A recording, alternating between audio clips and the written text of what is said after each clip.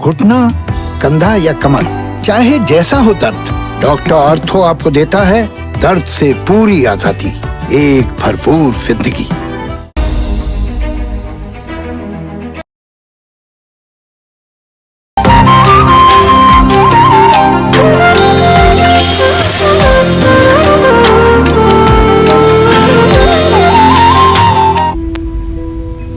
नमस्कार, आप देख रहे हैं नरक चतुर्दशी स्पेशल काल चक्र। आपके साथ मैं हूं अभिलाषा पाठक और मेरे साथ हैं प्रश्न कुंडली विशेषज्ञ पंडित सुरेश पांडे जी।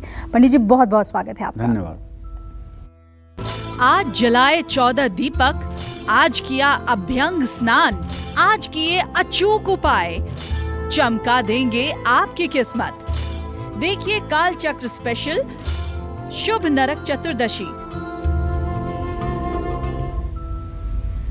जी हाँ, दीपावली से पहले का ये दिन बेहद खास होता है। आज यम की पूजा की जाती है, आज दीपदान किया जाता है और ऐसा माना जाता है कि आज के दिन औषधीय स्नान करने से, दीपदान करने से बड़ी विपत्ति भी टल जाती है। इसलिए आज ध्यान से देखिए नरक चतुर्दशी स्पेशल काल चक्र, क्योंकि आज पंडित सुरेश पांडे जी आपको नरक चतुर्दशी से जुड़े बेहद खास जानकारी देने वाले हैं। साथ ही आज से लेकर भाई दूज तक कौन से उपाय आपको जरूर करने चाहिए जिससे दरिद्रता दूर हो और धन कोष हमेशा बढ़ता ही रहे। साथ ही अगर आप भी कोई सवाल पूछना चाहते हैं तो हमारा फोन नंबर है 0120-665-2411। अपनी इस खास चर्चा को हम शुरू करें उससे पहले आइए जान लेते हैं हम आज का शुभ मुहूर्त। पंडित जी बताएं। 3 नवंबर 2021 दिन बुधवार। आज कार्तिक कृष्ण पक्ष की त्रयोदशी तिथि सुबह 9:02 तक रहेगी। इसके बाद चतुर्दशी तिथि शुरू हो जाएगी। हस्त नक्षत्र सुबह 9:58 तक रहेगा। इसके बाद चित्रा नक्षत्र शुरू होगा। विषुकुंभ योग दोपहर 2:54 तक रहेगा। इसके बाद प्रीति योग शुरू होगा। आज नरक चतुर्दशी पर सर्वार्थ सिद्धि योग भी बना हुआ है और आज मासिक शिवरात्रि भी है।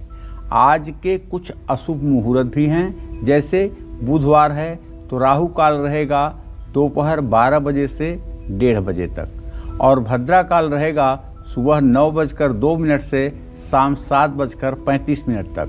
और यमगंड काल की बात करें तो सुबह 9:19 से 9:19 तक और गुलिक काल की बात करें तो सुबह 10:42 से दोपहर 12:04 तक रहेगा। इन समयों में शुभ कार्यों का शुभारंभ ना करें और यात्रा के लिए प्रस्थान भी ना करें। जय मां विंध्यवासिनी। तो नरक चतुर्दशी पर क्या खास उपाय आपको करने चाहिए, इससे जुड़ी बेहद अहम जानकारी आपको पंडित जी आज देंगे। तो आइए अपनी चर्चा को हम शुरू करते हैं। पंडित जी, जिन लोगों की आर्थिक स्थिति बेहद कमज़ोर है या यूं कहें कि नौकरी में तरक्की नहीं मिल रही है, ग्रोथ नहीं है उनके जीवन में, ऐसे लोगों को अभी से लेकर यानी नरक चतुर्दशी से लेकर भाई दूज तक क्या खास करना चाहिए? देखो अभिलाषा, सनातन धर्म का ये जो 5 दिनों का पर्व है, धनतेरस, नरक चतुर्दशी, दिवाली, गोवर्धन पूजा और भाई दूज जी, ये 5 दिनों की पूजा ऐसी पूजा है कि ये मनुष्य के खराब से खराब प्रारब्ध को भी बदलने की सामर्थ्यवान समय है। मनुष्य का चाहे जितना खराब समय हो जी, चाहे जितना दुर्भाग्य से पीड़ित हो, चाहे जितना दरिद्रता का दंश झेल रहा हो, लेकिन अगर इन 5 दिनों का सही ढंग से सदुपयोग कर ले तो जिंदगी में राहत जरूर मिल जाती है। इसमें कोई दो राय नहीं है। तो मैं बताना चाहूँगा, अगर आप भी नौकरी, व्यवसाय, कारोबार, इन सब चीज़ों की कमी से जूझ रहे हैं, आपकी आर्थिक स्थिति कमज़ोर है, आप बैंक बैलेंस नहीं कर पा रहे हैं, और बैंक बैलेंस की तो बात छोड़िए, आप अपने ज़रूरत के लिए भी धनोपार्जन नहीं कर पा रहे हैं, तो मेरे भाई निराश होने से तो काम चलेगा नहीं। आज नरक चतुर्दशी से लेकर भाई दूज तक, माने 6 तारीख तक, पानी में, नहाने वाले पानी में बरगद, गूलर, पीपल और आम की छाल उबाल करके उससे अगर आप स्नान करो, उसे ठंडे पानी में मिला करके गर्म ठंडा करके, तो विश्वास करो आपके शरीर में जो पॉजिटिविटी आएगी, जो सकारात्मक ऊर्जा का संचार होएगा उस स्नान से, उसका असर ये होगा कि माँ लक्ष्मी आपके ऊपर कृपा बनाएंगी।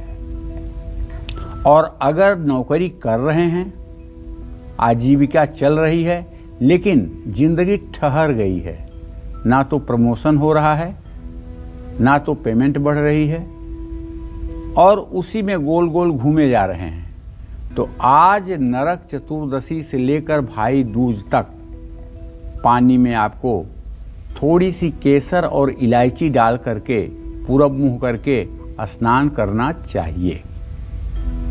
और यदि आमदनी ही नहीं हो रही है और जितनी आमदनी हो रही है उससे ज़्यादा खर्च है, तो आज नरक चतुर्दशी से लेकर भाई दूज तक पानी में थोड़ा सा गाय के गोबर का स्पर्श कराकर स्नान करना चाहिए। कर्ज बढ़ने से कंगाली की स्थिति आ गई है, तो नरक चतुर्दशी से लेकर भाई दूज तक पानी में काले तिल डाल करके स्नान करें। ये सब उपाय स्नान के ऐसे हैं। देखिए स्नान का मतलब क्या होता है। स्नान 1 लीटर दूध पीने के बराबर एक व्यक्ति का पानी से स्नान फायदा करता है। 1 लीटर दूध पीने से जितना आदमी को फायदा मिलता है, उतना एक आदमी को 1 बाल्टी पानी से नहाने पे फायदा मिलता है। ये हम नहीं कह रहे हैं, ये शास्त्र कहता है, ये आयुर्वेद कहता है। क्योंकि नहाने से हमारे जितने रोम छिद्र हैं, एक तो वो सब खुल जाते हैं, और दूसरे हमारे शरीर का जो टेम्परामेंट है, टेम्परेचर है, वो नियंत्रित रहता है। और तीसरी बात, हम जब हल्का महसूस करते हैं तो मन खुश होता है और हमारी कार्यक्षमता बढ़ जाती है, और कार्यक्षमता बढ़ जाएगी तो वीर हो गया वसुंधरा। जो वीरता दिखाएगा वही तो धरती का सुख पाएगा। जब हम कर्म करेंगे तो हमको फल मिलेगा। न नहाने वाले व्यक्ति और जो कभी सुबह नहाते हैं, कभी दोपहर को नहाते हैं, कभी शाम को नहाते हैं, इस तरह से जिनके नियम नहीं हैं, ऐसे लोग लाख चाह करके भी जीवन के किसी मंजिल को हासिल नहीं कर पाते हैं। आप ये बात अच्छी तरह से जान लीजिए कि जिनकी जीवनचर्या अनियमित है, उनका भविष्य भी अनिश्चित है। तो इसलिए मैं अपने सभी दर्शकों से कहना चाहूँगा कि जब तक संभव हो प्रातः काल स्नान कर लेना चाहिए। अब कुछ लोग ये कहते हैं कि नहा के कहाँ जाना है हमको, इसलिए आराम से नहाता हूँ। अरे कहीं नहीं जाना है, सुबह नहा लो, सूर्य देव आ रहे हैं, उनके सामने चले जाओ, उनको प्रणाम करो। बिना पैसे की आपको रोशनी दे रहे हैं, बिना कुछ लिए आपको उजाला दे रहे हैं, उनको प्रणाम करो, उनको अर्घ दो, और उनके सामने खड़े होकर के 24 बार गायत्री मंत्र बोलो। उससे आपका आत्मविश्वास बढ़ेगा, चेहरे की रौनक बढ़ेगी, लोगों के बीच में आपकी लोकप्रियता बढ़ेगी, आपका आत्मविश्वास बढ़ेगा। इसलिए कह रहा हूँ सुबह उठ के नहा लो, और नहा करके सूर्य के सामने जाओ, शर्माओ मत। सूर्य के सामने जाओ, 1 लोटे का जल 3 बार में उन्हें समर्पित करो, और आप कहो कि ओम ब्रह्म स्वरूपिणे सूर्य नारायणाय नमः, ओम ब्रह्म स्वरूपिणे सूर्य नारायणाय नमः। 3 बार कहकर 3 बार में लोटे का जल गिराइए और 24 बार गायत्री मंत्र करिए, ताकि आपका आत्मविश्वास चढ़कर बोले। पता लगा इंटरव्यू में गए हैं और इंटरव्यूअर ने कुछ भी पूछ दिया तो आपकी हवाई उड़ गई, आता हुआ विषय आपको भूल गया। क्या फ़ायदा हुआ? आपने इतना मेहनत प्रीलिम्स के लिए किया, मेंस के लिए किया, और इंटरव्यू में जाके आप रो रहे हैं। अरे गायत्री करोगे ना तो इंटरव्यू करने वाले का इंटरव्यू आप करके आओगे, क्योंकि इतना आत्मविश्वास आपका चढ़ा रहेगा कि आपकी बॉडी लैंग्वेज बताएगी कि आप आत्मविश्वास से परिपूर्ण हैं। तो इसलिए मैं सभी सनातन धर्म को मानने वाले लोगों से आग्रह करूंगा कि दुनिया में और कोई पूजा पाठ, मंदिर मस्जिद जाइए या न जाइए, लेकिन आप रोज़ सुबह प्रातः काल स्नान करके सूर्य को अर्घ देना मत भूलिए, और 24 बार गायत्री मंत्र करना भी मत भूलिए। इतना कर लीजिए, जिंदगी आसान हो जाएगी और जिंदगी की मुश्किलें आपके सामने टिक नहीं पाएंगी। जय मां विंध्यवासिनी। तो दिवाली से पहले नरक चतुर्दशी का दिन बेहद अहम होता है और कहते हैं कि इस दिन उपाय करने से, पूजा आराधना करने से जीवन की हर विपत्ति टल जाती है। तो हम आपको राशि अनुसार भी बता रहे हैं कि नरक चतुर्दशी पर आपको क्या खास करना है अपने जीवन को बेहतर बनाने के लिए। तो सबसे पहली राशि है मेष राशि। जानते हैं मेष राशि वालों को नरक चतुर्दशी से लेकर भाई दूज तक किस दिशा में दीपक जलाना चाहिए और कैसे खास स्नान करना चाहिए जिससे मां लक्ष्मी और कुबेर की कृपा इन पर हमेशा बनी रहे। तो पंडित जी मेष राशि के लिए बताएं। देखिए, मेष राशि के जातकों को बताना चाहूंगा कि मेष राशि के जातक आज से लेकर भाई दूज तक पूरब दिशा की ओर दीपक जलाएं। माँ लक्ष्मी प्रसन्न होंगी। 4 दिन अपने मुख्य द्वार पर तेल का दिया जलाएं, उसमें 2 काली गुंजा डालें। मंगल ग्रह की उपासना करें। मंगल ग्रह से संबंधित इस राशि के जो लोग हैं आज से लेकर के भाई दूज तक पानी में बिल्वपत्र के वृक्ष की छाल और चंदन का चूर्ण डाल करके स्नान करें। और आज यदि आप मेष राशि के जातक या जातिका हैं तो आपको सूर्यास्त के समय एक आटे का दिया बना करके उसमें सरसों का तेल भर के रुई की बत्ती डालकर अपने घर के दक्षिण दिशा में यम के लिए दीपक जलाना चाहिए।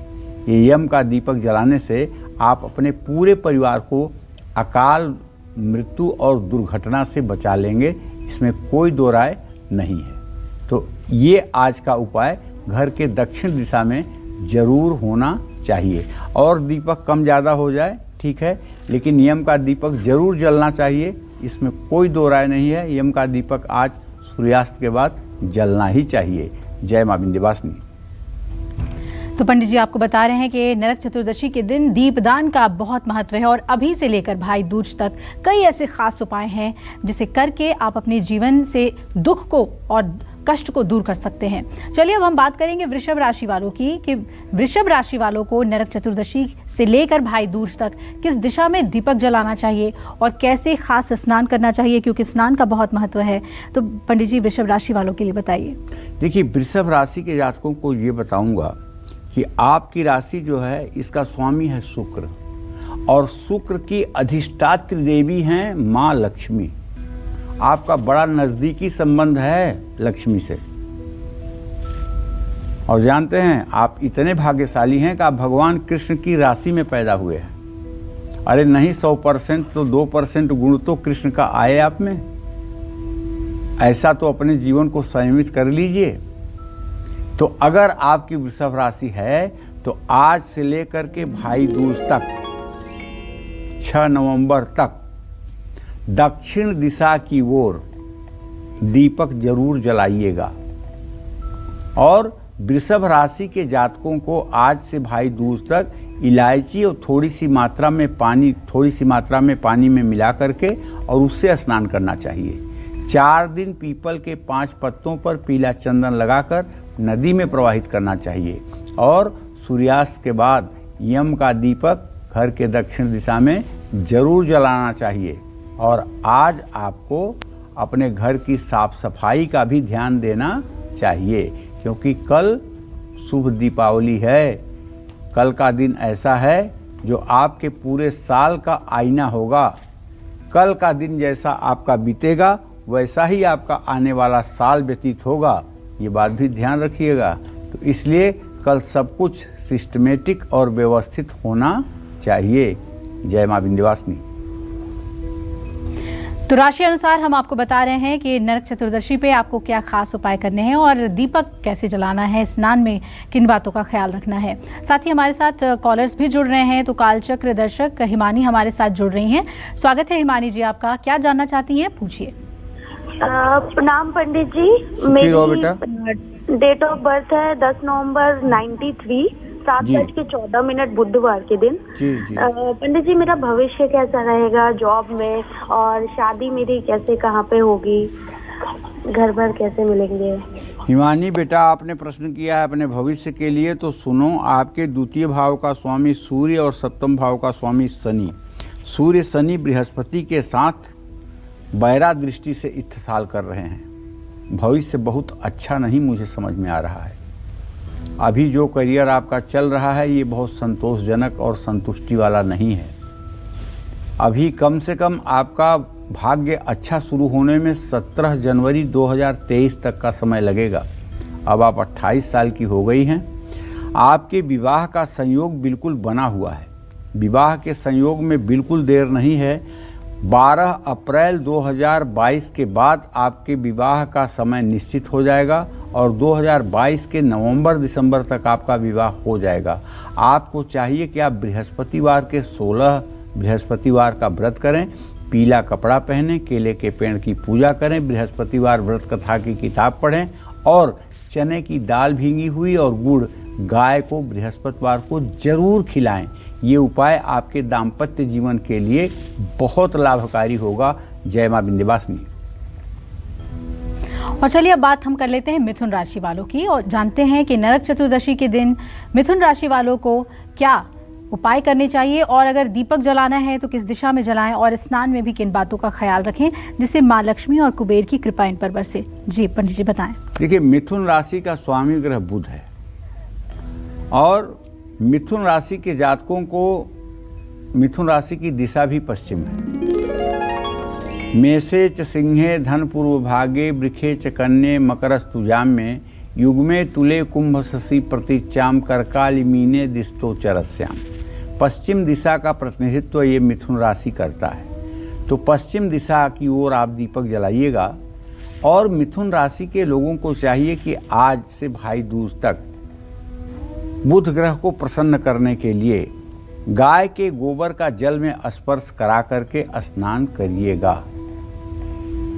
आने वाले 4 दिन में से किसी भी एक दिन बरगद के 5 पत्तों को लाल चंदन से रंग करके लाल कपड़े में कुछ सिक्कों के साथ बांधकर अपने घर में स्थापित करिएगा।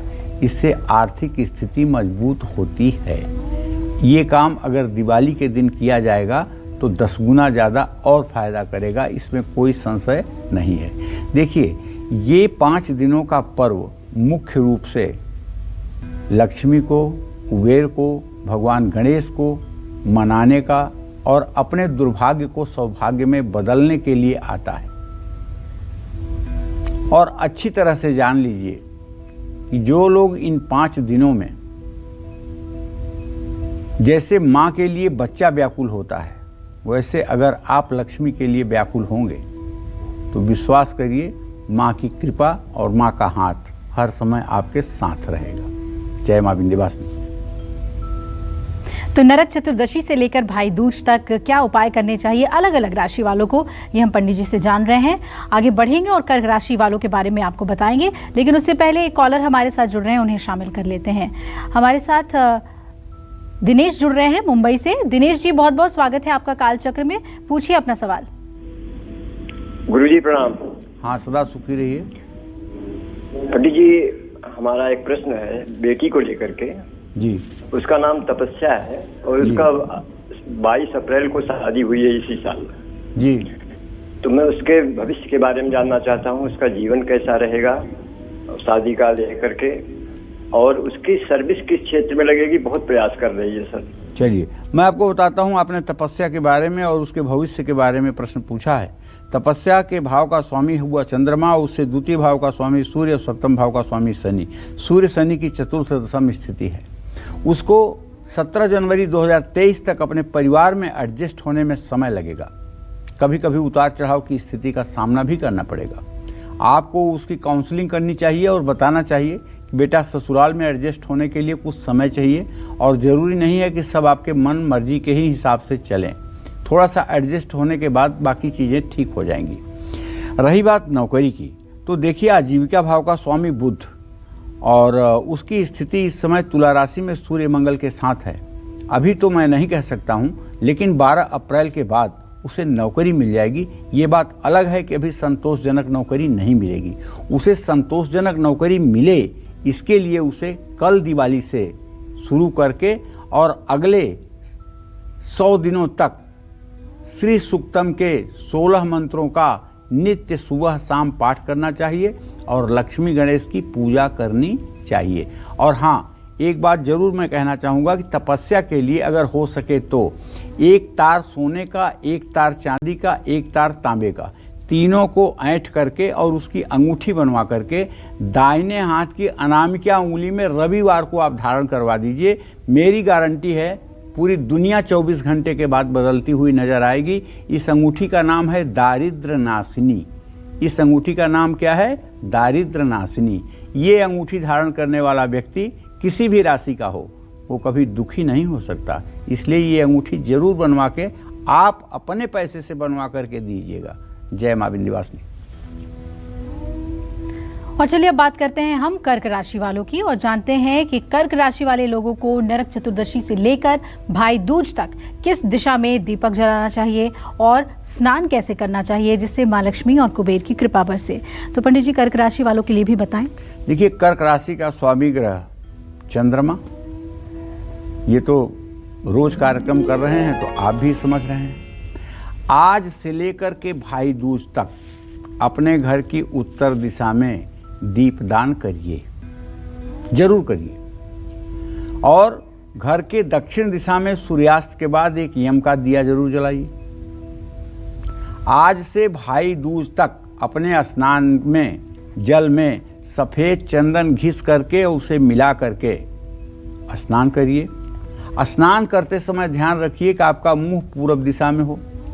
स्नान करते समय अगर कह सकते हैं तो कहिए हर हर गंगे, काल हर, कंटक हर, दुख हर, दारिद्र हर, हर हर महादेव शिव शंभो। स्नान करते समय हर हर महादेव, हर हर गंगे अगर आप कहते हैं तो गंगा स्नान का फल आपको प्राप्त होगा। और हाँ, पीपल के पेड़ के नीचे सरसों के तेल का पंचमुखी दिया आज जरूर जलाइएगा।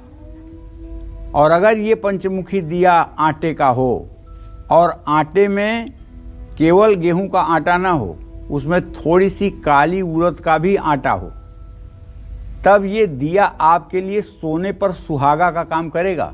आपके घर में चाहे जितनी बीमारी हो, ये दीप दान करने के बाद धीरे धीरे बीमारियां कम होंगी, दवाइयां काम करेंगी और घर परिवार में सुख का वातावरण निर्माण होगा। जय मां विंध्यवासिनी। तो नरक चतुर्दशी से लेकर भाई दूज तक आपको राशि अनुसार पंडित जी बता रहे हैं कि किस दिशा में दीपक जलाना चाहिए और कैसे खास स्नान करना चाहिए जिससे मां लक्ष्मी और भगवान कुबेर की कृपा आप पर हमेशा बनी रहे। तो यही बता रहे हैं आज आपको पंडित जी। और अपनी इसी चर्चा को आगे बढ़ाते हैं और उन लोगों की बात करते हैं जिनको पैसा, नाम, शोहरत और ऐश्वर्य चाहिए और ऐसे लोगों को आज नरक चतुर्दशी से लेकर भाई दूज तक क्या खास करना चाहिए। तो पंडित जी, ये 5 दिन तो आराधना के बहुत ही महत्वपूर्ण है। नरक चतुर्दशी के दिन ऐसा क्या करना चाहिए जिससे धन ऐश्वर्य तो मिले ही, साथ ही नाम, यश और ख्याति भी मिले। देखो, आज के दिन नरकासुर का वध हुआ था जी, तब से ये नरक चतुर्दशी हो गई। इसको छोटी दिवाली भी कहते हैं। और जानती हो, जब जिस किसी चीज का जितना अच्छा संबोधन होता है उतना ही अच्छा उसका फल मिलता है जी। जब हम छोटी दिवाली इसको कहते हैं तो हमारे मन में उत्साह की तरंगें बाहर निकलती हैं कि आज छोटी दिवाली है तो कल बड़ी दिवाली होगी जी। ये मन में खुशी के भाव अंकुरित होते हैं। नरक चतुर्दशी शास्त्र सम्मत नाम है, नरकासुर का वध हुआ था इसलिए जी। लेकिन लोग प्राय इसे छोटी दिवाली के रूप में ही मनाते हैं। और दिवाली का जैसे कोई चीज करना होता है तो पहले उसका डेमो दिखाया जाता है, उसी तरह से अभिलाषा दिवाली का डेमो आज होता है जी। दिया जला करके पूजा पाठ करके उसकी तैयारी का एक जायजा लिया जाता है कि कल हम कैसे पास होंगे। तो आज छोटी दिवाली भी है, ऐश्वर्य बढ़े, शोहरत मिले, इसके लिए आज से छोटी दिवाली से लेकर भाई दूज तक गूलर के पेड़ की जड़ या केसर पानी में डालकर स्नान करना चाहिए। धनवान बनना चाहते हैं, कारोबार में मुनाफा चाहते हैं, तो नरक चतुर्दशी से लेकर भाई दूज तक पानी में कमल का फूल या पलाश के फूल की पंखुड़ियां डाल करके स्नान करिएगा। घर में बरकत नहीं हो रही है तो नरक चतुर्दशी से लेकर भाई दूज तक गाय का गोबर जल से स्पर्श करा के स्नान करना चाहिए। किसको? घर के मुखिया को। और सबके स्नान करने का असर नहीं होगा, लेकिन जो घर में मुख्य हो वो मुखिया होता है, जिसके कमाई से पूरा घर चलता हो, जिसके निर्णय से पूरा घर प्रभावित होता हो, वो होता है मुखिया। चाहे उसकी कम उम्र हो चाहे ज़्यादा। मुखिया का मतलब बुजुर्ग नहीं, मुखिया का मतलब मुख्य हो, जो जिसके नेतृत्व में परिवार आगे बढ़ रहा हो, उसको कहते हैं मुखिया। घर का बुजुर्ग व्यक्ति जिसकी याददाश्त भूल रही है, जो बीमारी से अपना शरीर का निर्वाह नहीं कर पा रहा है, उसको मुखिया नहीं कहते हैं।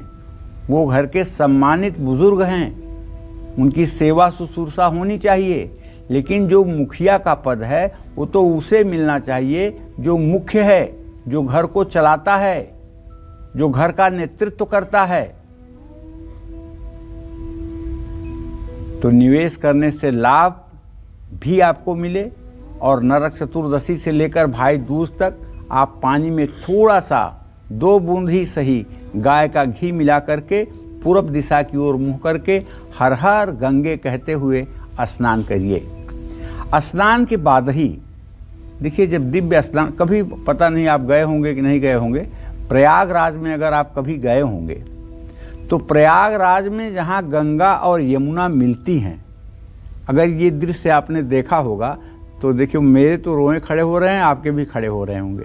अगर ये दृश्य आपने देखा होगा जहाँ गंगा पश्चिम, जमुना जी पश्चिम से जाकर गंगा जी पूर्व और उत्तर से आकर के आपस में मिलती हैं, वहाँ एक तरफ हरा रंग का पानी है जमुना का और दूसरी तरफ सफ़ेद रंग का पानी है गंगा का, और वहीं एक जगह दोनों विलय होती हैं।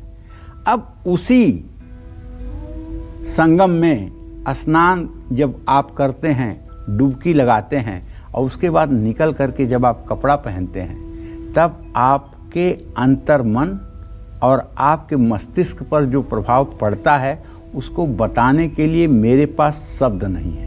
अगर आपने अनुभव किया होगा तो शायद यह जीवन का अद्वितीय अनुभव आपको होगा। स्नान का ये मतलब है। अगर आपने कभी हरिद्वार में भी स्नान किया होगा, हरिद्वार की गंगा की पवित्र धारा में, और उसके बाद निकलकर जब आप बाहर खड़े होंगे तो ऐसा लगता होगा जैसे हजारों विपत्तियां आपके जीवन की समाप्त हो गई और सौभाग्य का उदय हो गया। स्नान बहुत बड़ी चीज है। स्नान बहुत बड़ी चीज है। स्नान छोटी चीज नहीं है।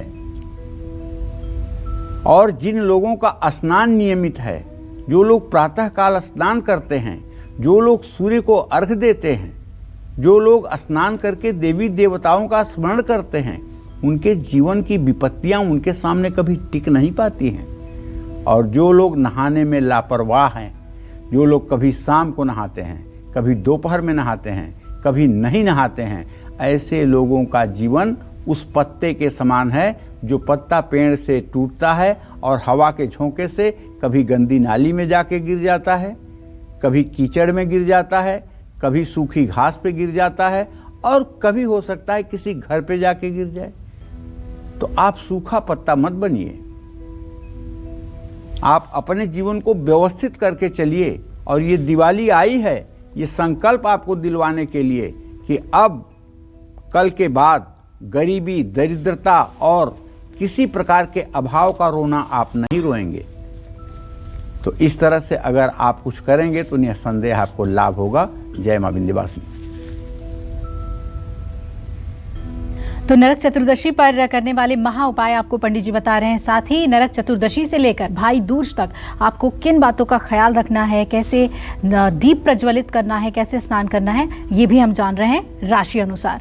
तो आइए बात करते हैं सिंह राशि की और जानते हैं कि सिंह राशि वालों को आज नरक चतुर्दशी से लेकर भैया दूज तक किस दिशा में दीपक जलाना चाहिए और कैसे खास स्नान करना चाहिए जिससे सभी कष्ट जीवन के दूर हों। जी पंडित जी।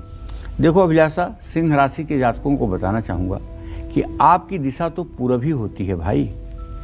तो आज से लेकर भाई दूज तक पूरब दिशा में मुंह करके सबसे पहले आप दीपदान शुरू करिए।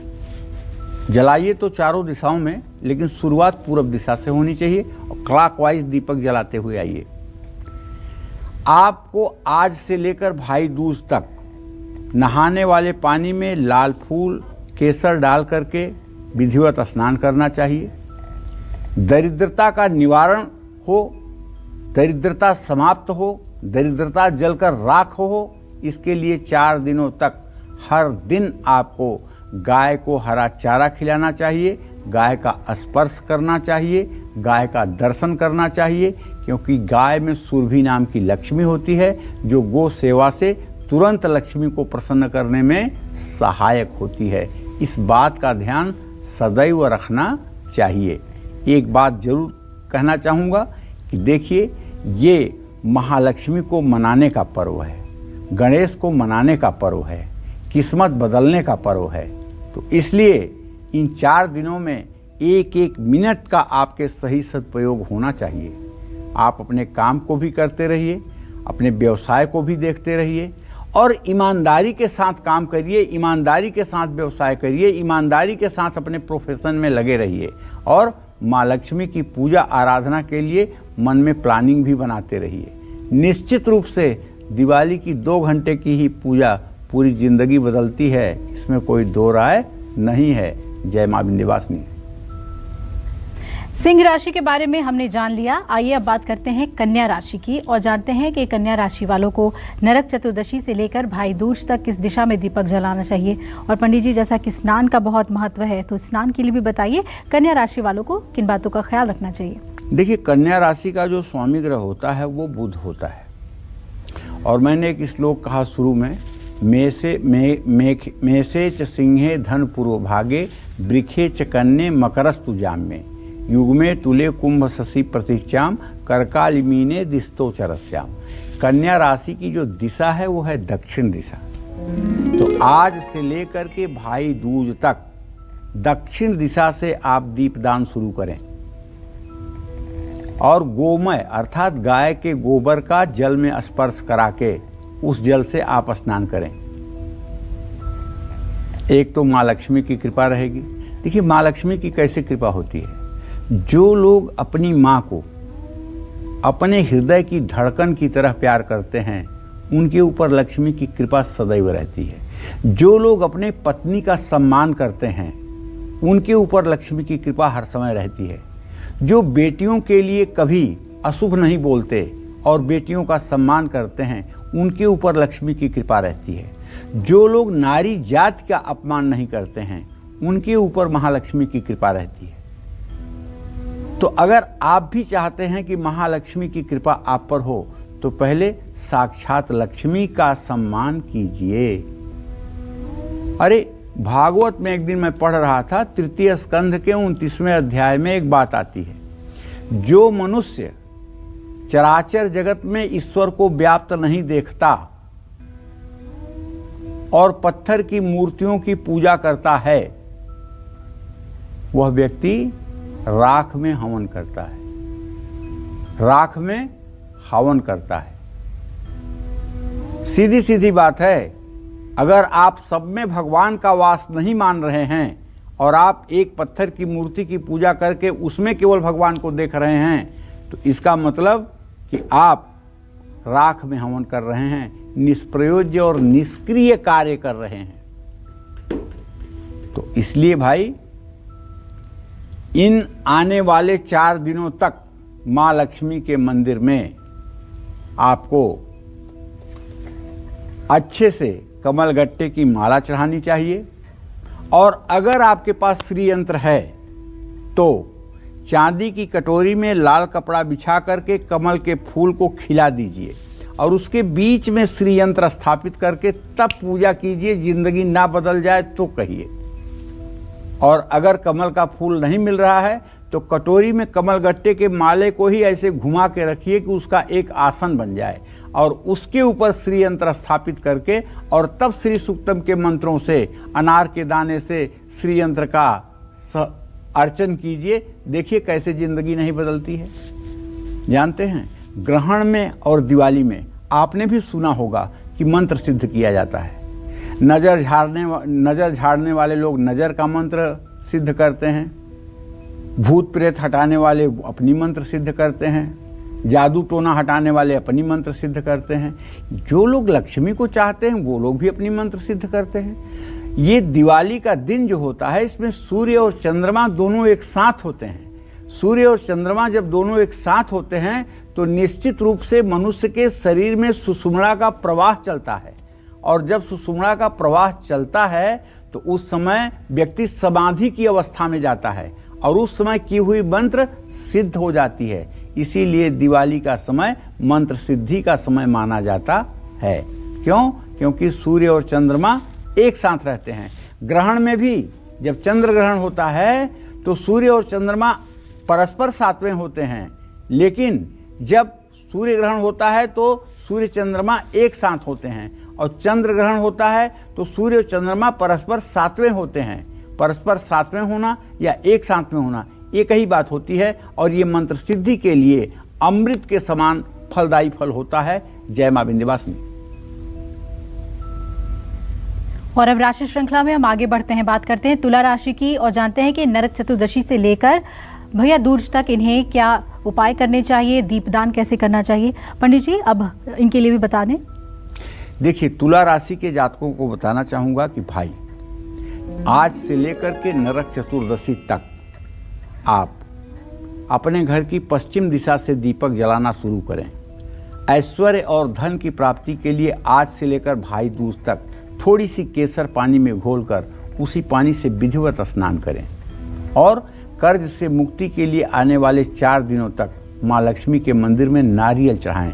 लेकिन मत भूलिएगा, आप अपने तो केसर के पानी से नहाएंगे तो लक्ष्मी के लिए क्या करेंगे? लक्ष्मी के लिए श्री यंत्र पर या लक्ष्मी की प्रतिमा पर, अगर मिट्टी की प्रतिमा न हो, चांदी की प्रतिमा हो या पारे की प्रतिमा हो या सोने की प्रतिमा हो, तब दक्षिणावर्ती शंख में केसर से रंगा हुआ जल भर करके उसमें थोड़ा सा गंगा जल डाल करके, थोड़ा सा गुलाब जल डाल करके और श्री सूक्तम के 16 मंत्रों को पढ़ते हुए दिव्य ढंग से महालक्ष्मी का अभिषेक करिए।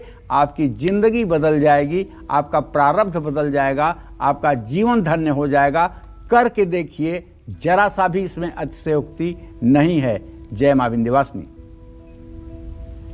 और आइए अब कारोबारियों के लिए पंडित जी से जानते हैं। पंडित जी, कोरोना काल में कई बिजनेसमैन का काम ठप पड़ गया, कर्ज लेना पड़ गया, तो अब नरक चतुर्दशी से लेकर भाई दूज तक क्या कोई खास उपाय हैं जिससे उनका मुनाफा बढ़े और कर्ज से मुक्ति मिल जाए? बहुत सही प्रश्न है आपका अभिलाषा जी, एकदम ठीक प्रश्न है। और ये तो ऐसा विश्वव्यापी विपत्ति आई है कि कह नहीं सकते हैं कि कौन कहाँ कितना ज़्यादा परेशान हुआ है, किसको कितना क्षति हुई है, ये तो आकलन करना ही मुश्किल है। लेकिन चलिए मैं आपको बताना चाहूँगा, कर्ज से मुक्ति के लिए नरक चतुर्दशी से लेकर के भाई दूज तक पानी में थोड़ा सा शहद मिला करके स्नान करिएगा, और माँ लक्ष्मी का घर में अस्थायी वास हो, इसके लिए नरक चतुर्दशी से लेकर भाई दूज तक आप तिल पानी में मिला करके स्नान करिएगा, और माँ लक्ष्मी की कृपा आपके घर में बनी रहे। थाली में स्फटिक का श्रीयंत्र रख करके और उस पर शहद लगा करके श्री सूक्तम के 16 मंत्रों को बोलते हुए शहद से श्रीयंत्र का लेप करिएगा, और उसके बाद शुद्ध जल दक्षिणावर्ती शंख में भर करके और तब श्रीयंत्र को अभिषेक करिएगा। निसंदेह आपकी होने वाली डील पक्की होगी, आपका एग्रीमेंट पूरा होगा, आप किसी नए टेंडर को पाने में कामयाब होंगे और लक्ष्मी जी आपके ऊपर मेहरबान होंगी। दीपावली के दिन लक्ष्मी पूजन के बाद अपने तिजोरी में अगर हो सके तो एक मोती शंख को लाल कपड़े में लपेट के जरूर रखिएगा। मोती शंख जिस घर में होती है वहाँ हर समय लक्ष्मी का वास होता है, ऐसा हमारे शास्त्रों की मान्यता है। जय मां विंध्यवासिनी। तो इन महा उपायों को आप जरूर अपनाएं और राशि अनुसार भी जान लें कि नरक चतुर्दशी से लेकर भाई दूज तक आपको कैसे दीपदान करना है, किस दिशा में दीपक जलाना है और स्नान कैसे करना है। पंडित जी बताएं। देखिए, वृश्चिक राशि के जातकों को बताना चाहूंगा कि आपके राशि की दिशा जो है वो उत्तर दिशा है। आज से लेकर के भाई दूज तक अपने घर की उत्तर दिशा से दीपक जलाना शुरू करिए। मंगल ग्रह की प्रसन्नता के लिए आज से लेकर भाई दूज तक लाल फूल पानी में डालकर स्नान करिए और ऋण मोचन मंगल स्तोत्र का कम से कम 7 बार सुबह शाम पाठ करिए। और घाटे से उबरने के लिए 4 दिन शमशान में लगे हुए नल या कुएं का जल लाकर पीपल के पेड़ पर भी चढ़ाइए। इससे भी आपको लाभ मिलेगा। जय मां विंध्यवासिनी। और अब बात करते हैं धनु राशि की कि धनु राशि को नरक चतुर्दशी से लेकर भाई दूज तक किस दिशा में दीपक जलाना चाहिए और स्नान कैसे करना चाहिए जिससे सभी कष्ट इनके दूर हों। पंडित जी धनु राशि के लिए बताएं। देखिए, धनु राशि के जातकों को बताना चाहूँगा कि आपकी तो पूरब दिशा है। आज से लेकर के भाई दूज तक आपको पूरब दिशा से शुरू करके दीप जलाना चाहिए। आपका राशि स्वामी बृहस्पति है। आपको बृहस्पति की कृपा पाने के लिए आज से भाई दूज तक पानी में मालती का फूल अगर मिल जाए तो डाल करके स्नान करना चाहिए। आने वाले 4 दिन आपके लिए बहुत लाभकारी हैं। ऐसे में आपको गूलर के 11 पत्तों को लाल कलावे से बांधकर किसी बरगद के पेड़ पर टांग देने से आपको निश्चित रूप से आपकी मनोकामना पूरी हो जाएगी और आपको धन लाभ भी होगा। अगर किसी उद्देश्य विशेष को याद करते हुए ये क्रिया आप करेंगे तो वो उस उद्देश्य की भी आपकी प्राप्ति जरूर होगी। जय मां विंध्यवासिनी। आइए हम अपनी चर्चा को आगे बढ़ाते हैं और राशि श्रृंखला में अब हम पहुंच चुके हैं मकर राशि पर। तो जानते हैं कि मकर राशि वालों को आज से लेकर भैया दूज तक किस दिशा में दीपक जलाना चाहिए और कैसे खास स्नान करना चाहिए जिससे मां लक्ष्मी और कुबेर की कृपा इन पर हमेशा बनी रहे। जी पंडित जी बताएं। चलिए, तो मकर राशि के जातकों को बताना चाहूँगा कि आप के राशि की जो दिशा है वो दक्षिण दिशा बनती है। आप भी दक्षिण दिशा की ओर से दीपदान शुरू करें और आज से लेकर के भाई दूज तक निरोगी काया रहे, इसके लिए आपको थोड़ा सा काला तिल पानी में मिलाकर उसी से स्नान करना चाहिए। आने वाले 4 दिन आपके लिए बहुत मंगलमय हों। इस आमदनी का स्रोत बढ़े, इसके लिए सफ़ेद मंदार की रुई की बत्ती बना करके दीपक में सरसों का तेल डाल करके अपने घर में जलाएं। लेकिन याद रखिएगा, यम का दिया सूर्यास्त के बाद घर के दक्षिण दिशा में जरूर जलाइएगा। ये दिया घर के बाहर जलाया जाता है, घर के अंदर नहीं जलाया जाता है। अगर घर के बाहर दिया जलाने की व्यवस्था नहीं है आपको, तो आप क्या करेंगे? तो आप चाहे जितना दूर घर के बाहर कहीं दीप जलाने का अवसर हो, दक्षिण दिशा में जाकर के वहाँ जला दीजिएगा। चाहे वो क्यों ना पार्क हो, चाहे क्यों ना सार्वजनिक स्थान हो, दीपक घर के दक्षिण दिशा में ही यम का जलना चाहिए। जय मां विंध्यवासिनी। मकर के बाद अब इंतजार कर रहे हैं कुंभ राशि के लोग। तो पंडित जी बताइए कि नरक चतुर्दशी से लेकर भाई दूज तक इन्हें किस दिशा में दीपक जलाना चाहिए और स्नान में किन बातों का ख्याल रखना चाहिए। देखिए, कुंभ राशि के जातकों को बताना चाहूँगा कि पश्चिम दिशा है कुंभ राशि की। ऐसे में कुंभ राशि के जातक पश्चिम दिशा से शुरू करके दीपदान प्रारंभ करें। और आपके राशि के स्वामी शनिदेव हैं। शनिदेव की कृपा पाने के लिए, माँ लक्ष्मी को प्रसन्न करने के लिए आपको आज से लेकर भाई दूज तक समी के पेड़ की लकड़ी पानी में डालकर या समी के पत्ते पानी में डालकर स्वयं स्नान करना चाहिए। अस्थायी सुख समृद्धि के लिए आने वाले 4 दिनों तक अपने परिवार के साथ लक्ष्मी गणेश की हर रोज पूजा करनी चाहिए। और एक बात ध्यान रखिएगा, इन 4 दिनों के अंदर भूल करके भी अपनी माँ के लिए, अपनी पत्नी के लिए, अपने बेटी के लिए, अपनी बहन के लिए, अपनी बुआ के लिए असंसदीय शब्दों का प्रयोग ना करें और उन्हें नीचा दिखाने वाली कोई बात ना बोलें। उनकी भावनाओं का सम्मान करें, उन्हें रिस्पेक्ट करें, क्योंकि साक्षात लक्ष्मी कभी अपने पैरों से चल करके नहीं आती। वो किसी महिला के शरीर में ही प्रवेश करके आपके यहाँ पदार्पण करती हैं। पता नहीं उस किस महिला के शरीर के अंदर वो विराजमान होकर के आ रही हैं और आपने उसे अंडर एस्टिमेट कर दिया, आपने उसे तौहीन कर दिया। तो आप मान के चलिए, लक्ष्मी वहाँ नहीं रुकती जहाँ नारी शक्ति का अपमान होता है। लक्ष्मी वहीं रुकती है जहाँ नारी शक्ति का सम्मान होता है। तो यदि आप लक्ष्मी को चाहते हैं तो आपको नारी शक्ति का सम्मान करना भी सीखना पड़ेगा। जय मां विंध्यवासिनी। और राशि श्रृंखला की आखिरी राशि मीन राशि। तो मीन राशि वालों के लिए भी पंडित जी बता दें कि आज से लेकर नरक चतुर्दशी तक इन्हें किस दिशा में दीपक जलाना चाहिए और स्नान कैसे करना चाहिए। देखिए, मीन राशि के जातकों को बताना चाहूँगा कि वैसे तो आपकी राशि की दिशा उत्तर दिशा है। आप दीपक जलाना शुरू करें तो उत्तर दिशा से उत्तर, पूरब, फिर दक्षिण और पश्चिम ऐसे जलाएं। लेकिन सुख, समृद्धि और ऐश्वर्य की प्राप्ति के लिए आपको पानी में पीली सरसों मिला करके उसी से स्नान करना चाहिए। आने वाले 4 दिन आपके लिए मंगलमय हों, ऐसे में आप इन 4 दिनों में किसी भी दिन संकल्प लेकर किसी मंदिर में केले के 2 पौधे लगाएं और उनकी देखभाल करने का प्रण करें। निस्संदेह ये आपके भाग्योदय में सहायक होगा। जय मां विंध्यवासिनी। और आइए कालचक्र दर्शक मनीष जुड़ रहे हैं हमारे साथ पटना से। मनीष जी, स्वागत है आपका, पूछिए अपना प्रश्न। पंडित जी प्रणाम। पंडित जी, मेरा एक प्रश्न है अपनी माता के संबंध में। उनका नाम दुर्गावती देवी है जी।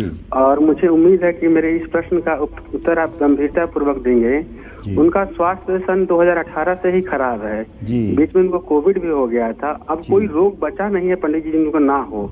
मैं चाहता हूँ कि इनकी लंबी आयु जिए, कुछ उपाय बताएं सटीक।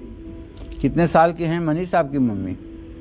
55-56 वर्ष की होंगी लगभग पंडित जी। देखो बेटा, आपने प्रश्न किया है मनीष ना, तो इस हिसाब से आपके चतुर्थ भाव माता भाव का स्वामी मंगल बनता है, जो इस समय अस्त हुआ पड़ा है। अस्त का ग्रह इस बात का संकेत करता है कि ऐसे लोगों के अंदर शारीरिक इम्यूनिटी, जो शारीरिक रोग प्रतिरोधक क्षमता है, वो 0 हो गई है। छोटे छोटे रोग भी प्रभावित कर रहे हैं। ऐसे में मैं तो यही कहूँगा कि माताजी का स्वास्थ्य ठीक हो जाए। माताजी के वजन के बराबर गेहूँ तौलकर मंगलवार के दिन गरीबों में बंटवाइए और ये उपाय 7 मंगलवार करिए। इससे धीरे धीरे इनके रोगों में कमी आएगी और इनका स्वास्थ्य ठीक होगा। जहाँ तक जीवन का प्रश्न है तो मनीष, आपके माता भाव का स्वामी मंगल और उनके मृत्यु भाव का स्वामी बुध है। जीवन तो अभी शेष है, जीवन में कोई दिक्कत नहीं है, लेकिन निरोग होकर के जिएं, ये बड़ी बात है। और निरोग होकर के जीने के लिए इनका तुलादान होना बहुत आवश्यक है। तुलादान में गेहूं या गेहूं का आटा इनके वजन के बराबर 7 मंगलवार दान किया जाएगा तो निसंदेह चमत्कार होगा, इसमें कोई दो राय नहीं है। जय मां विंध्यवासिनी।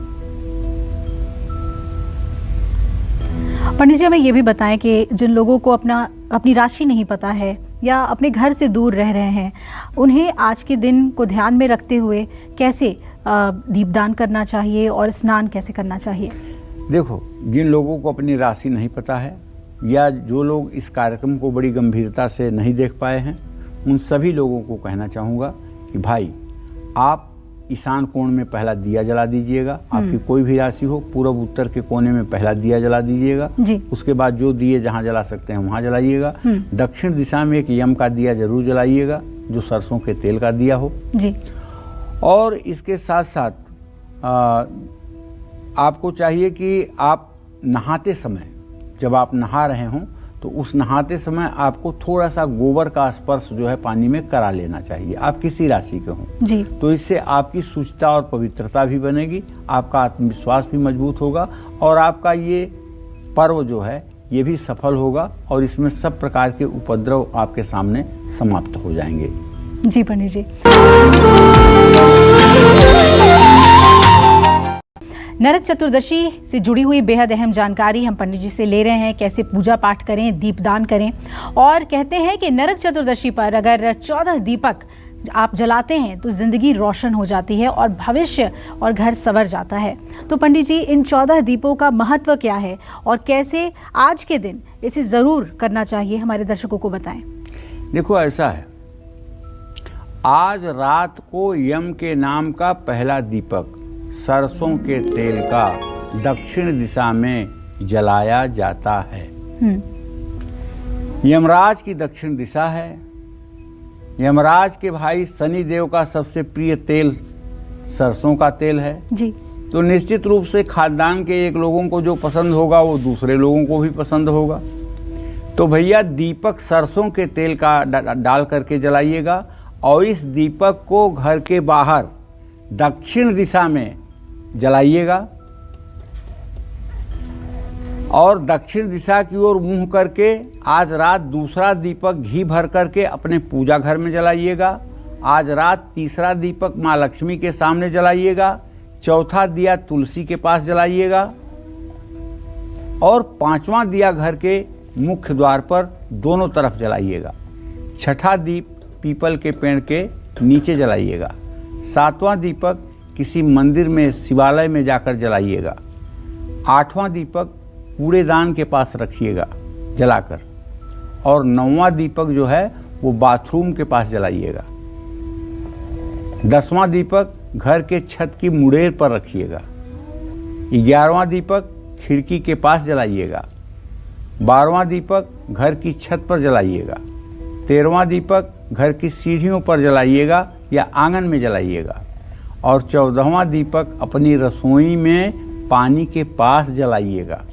ये 14 दीपक अगर इस तरह से व्यवस्थित करके जलाए जाएंगे तो निसंदेह आपकी दिवाली उत्तम होगी, इसमें कोई संशय नहीं है।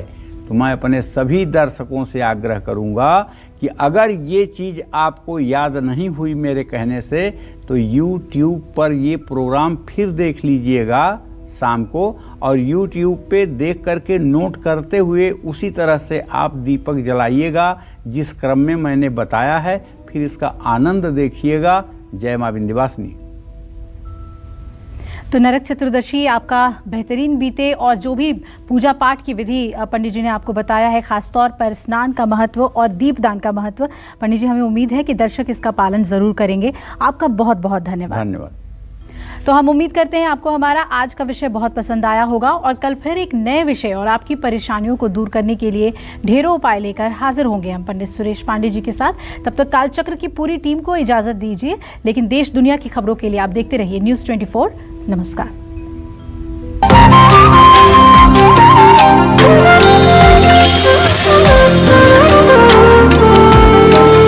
खास जड़ी बूटियों से बना पेट सफा आयुर्वेदिक चूर्ण आज ही ले आएं। पेट सफा पहली रात से ही असर दिखाता है और इसकी आदत भी नहीं पड़ती।